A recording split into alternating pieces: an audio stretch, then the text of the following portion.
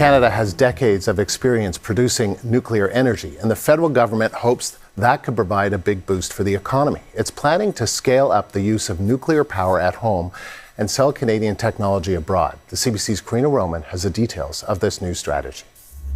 Well, the government says numerous times in both the news release and the strategy that this is both an economic and an energy strategy. They want to modernize the CANDU reactor design by 2030 for use domestically, but also to export. They want to enable, and I'll get to what that means a little bit later, construction of up to 10 new large-scale reactors within Canada, with 2 under construction by 2035 and 5 more planned or under development by 2040. And they want at least one of those to be deployed outside of Ontario by 2035. They also want to get into micro-reactors, and they want to make sure they can show them to work by 2035 and then have them deployed to remote communities, think the North in this case, in the late 2030s. They want to boost Indigenous equity ownership in this industry. And as I mentioned, they want to expand export markets for Canadian-owned reactors beyond the countries we have already sold to in the past. The strategy also talks about beefing up Canada's role in making medical isotopes. Now, during the technical briefing we had this morning, it became clear there is no question we're talking $100 billion plus for all that the strategy wants to accomplish, something that no single government or private sector investor can do. But at the same time, there's no money committed to this strategy. When they talk about enabling construction and spurring the provinces to adopt more nuclear, they talk about de-risking the massive upfront costs to attract private investment. So that could mean low interest loans, use of the infrastructure bank, special export financing tools. It's also about spreading out the costs over time in order to keep electricity affordable. Have a listen to the minister. A new build reactor with the refurbishments probably has a life of 80 to 90 years. There's a high upfront capital cost. We need to look at tools so that the current generation doesn't have to absorb the entire upfront cost of that large build reactor that is going to benefit multiple generations of Canadians going forward.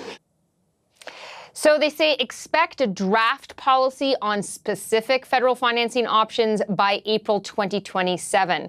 The strategy also proposes, Andrew, to streamline regulations under the Canadian Nuclear Safety Commission, like a one-stop shop to assess and approve. And that certainly has Conservative leader Pierre Poilievre skeptical. Have a listen. We will judge the Liberals based on the real results, not based on their latest promises. Our approach is to repeal the anti-development laws, depoliticize the Canadian Nuclear Safety Commission, stop the Liberal obstacles so that we can actually produce more affordable and abundant electricity and other forms of energy across the country. But the focus has to be on results, not yet more promises and illusions.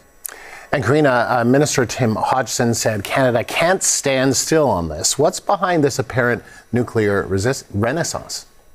Well, he says it's not a new start, but a new chapter. When Canadians think about Canada's nuclear past, they often think of Chalk River, for example. And the government argues that Canada didn't step back from nuclear, but we did kind of stagnate. And part of the reasons for that was the huge upfront cost to these projects, historic delays that obviously led to cost overruns in the past projects, concerns, of course, about nuclear waste and this health and safety concerns. The government says, though, that it's really now a recognized essential element of a modern, clean electricity grid. That said, critics say it's a mistake, and that the nuclear industry has been saying there's a renaissance for more than 2 decades. Have a listen. The one thing that's, I think, genuinely new in this strategy is they acknowledge that we're in a time of increasing geopolitical risk. And I think we really should be questioning the wisdom of exporting a technology like nuclear, which is dangerous, and requires an assumption of stable governments for centuries in order to safely operate the technology and then deal with the waste. And when you look around the world right now, that isn't a bet I'd want to make, and I don't think Canada should be making it. It's interesting that he mentions the geopolitical risk, because that is actually part of the impetus behind this so-called renaissance. The government believes there is enormous economic potential for Canada from start to finish. Canada can be very autonomous on this, have autonomy on it, because we do everything from uranium mining right down to the end being experts in waste management and all parts of the supply chain in between. Hodgson says that this could double jobs in the industry from a current 90,000 to 180,000.